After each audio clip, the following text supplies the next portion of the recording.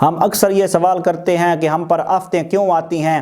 ہم پوچھتے ہیں کہ رمضان المبارک جیسے مقدس مہینے میں بھی زلزلے کیوں آتے ہیں، ہماری دعائیں عرش تک کیوں نہیں پہنچتی۔ ناظرین، جب ایک معاشرے میں باپ اپنے ہی 5 سالہ معصوم بچے کا کسائی بن جائے تو زمین کیوں نہ کانپے، اللہ کا قہر کیوں نہ اترے۔ یہ واقعہ صرف ایک جرم نہیں بلکہ ایک ایسی بد دعا ہے جس نے پوری انسانیت کو ہلا کر رکھ دیا۔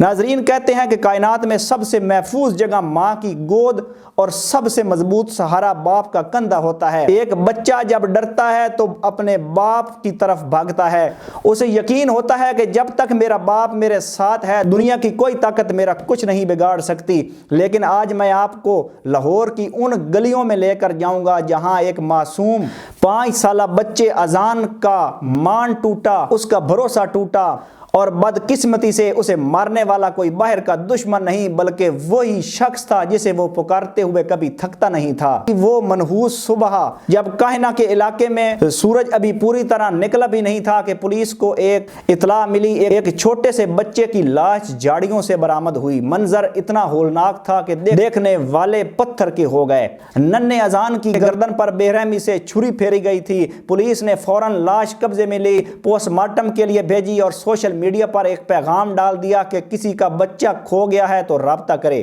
تقریباً 3.5 گھنٹے گزرے، چوہنگ کے علاقے سے ایک کال آئی۔ فون کرنے والا شخص اعظم تھا جس کی آواز میں بظاہر دکھ تھا۔ وہ کہہ رہا تھا میرا 5 سال کا بیٹا اذان کل سے غائب ہے۔ یہاں تک تو سب ٹھیک لگ رہا تھا لیکن قدرت کو کچھ اور ہی منظور تھا۔ قاتل کتنا ہی شاطر کیوں نہ ہو، کوئی نہ کوئی نشانی چھوڑ جاتا ہے۔ ناظرین، پولیس کو اس وقت شک ہوا جب انہوں نے دیکھا کہ ایک طرف تو باپ کا بچہ قتل ہوا لیکن دوسری طرف وہ باپ پولیس سے بھاگ رہا ہے۔ ایس ایچ او عظیم انور نے جب تفتیش شروع کی تو حیران کن انکشاف ہوئے۔ بچے کے والد کا فون بھی بند ہو گیا، وہ گھر سے غائب ہو گیا، اور جب فون آن ہوا تو پولیس کی کالیں اٹھا بھی نہیں رہا تھا۔ جب سی سی ٹی وی فوٹیج نکالی گئیں تو سارا سچ سامنے آ گیا۔ وہ معصوم اذان جس کا باپ دعویٰ کر رہا تھا وہ کل سے غائب ہے، وہ آخری لمحات تک اپنے ہی باپ کے ساتھ تھا۔ اب سوال یہ پیدا ہوتا ہے کہ ایک باپ ایسا کیوں کرے گا؟ کیا کوئی انسان اس حد تک گر سکتا ہے؟ تحقیقات میں جو وجہ سامنے آئی ہیں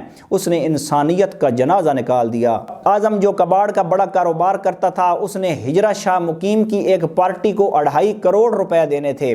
2.5 کروڑ کی رقم بچانے کے لیے اس سنگ دل انسان نے اپنے بھائی ندیم کے ساتھ مل کر ایک شیطانی منصوبہ بنایا۔ منصوبہ یہ تھا کہ اپنے ہی بیٹے کو قتل کر دیا جائے اور اس کا الزام ان لوگوں پر لگا دیا جائے جن کے پیسے دینے ہیں، تاکہ وہ خوف زدہ ہو کر اپنے پیسے چھوڑ دیں یا ڈیل کرنے پر مجبور ہو جائیں۔ ناظرین، ذرا تھوڑی دیر کے لیے رک کر سوچئے، 2.5 کروڑ روپے کیا ایک بچے کی مسکراہٹ، اس کی زندگی، اس کا لہو 2.5 کروڑ سے سستا ہے؟ وہ معصوم اذان جب اپنے باپ کے ساتھ اس آخری سفر پر جا رہا ہوگا تو شاید اسے لگ رہا ہوگا کہ باپ مجھے سیر کروانے کے لیے لے کے جا رہے ہیں یا کوئی راستے میں کھلونا دلائیں گے۔ اسے کیا پتا تھا کہ اسے جس ہاتھ کو اس نے تھاما ہوا تھا وہی ہاتھ اس کی شہ رگ پر چھری چلانے والا ہے۔ آج ہمارا معاشرہ کس طرف جا رہا ہے؟ جہاں مادہ پرستی اور پیسے کی ہوس نے رشتوں کا تقدس پامال کر دیا ہے۔ ہم ٹی وی پر ایسی خبریں سن کر آگے بڑھ جاتے ہیں، لیکن کیا ہم نے سوچا ہے ہم اپنی آنے والی نسلوں کو کیسا معاشرہ دے کر جا رہے ہیں، جہاں ایک باپ اپنی اولاد کو پراپرٹی یا مہرے کے طور پر استعمال کرتا ہے؟ پولیس کی مستعدی نے اعظم اور اس کے بھائی کو گرفتار کر لیا۔ قانون اپنا راستہ اپنائے گا، انہیں سزا بھی ملے گی، لیکن کیا وہ معصوم اذان واپس آئے گا؟ کیا وہ بھروسہ واپس آئے گا جو ہر بچہ اپنے والدین پر کرتا ہے؟ یہ واقعہ ہمیں جھنجھوڑنے کے لیے کافی ہے۔ خدا را اپنے اخلاق اور ایمان کی فکر کیجئے۔ یہ دنیا فانی ہے، 2.5 کروڑ ہوں یا 2.5 ارب، سب یہیں رہ جائیں گے۔ کل روز محشر جب وہ معصوم بچہ اپنے باپ کا گریبان پکڑے گا تو اس کے پاس کیا جواب ہوگا؟ جب ہمارے معاشرے میں ایسے درندے ہوں تو ہم گلہ کیوں کریں کہ ہم پر آفتیں کیوں آتی ہیں؟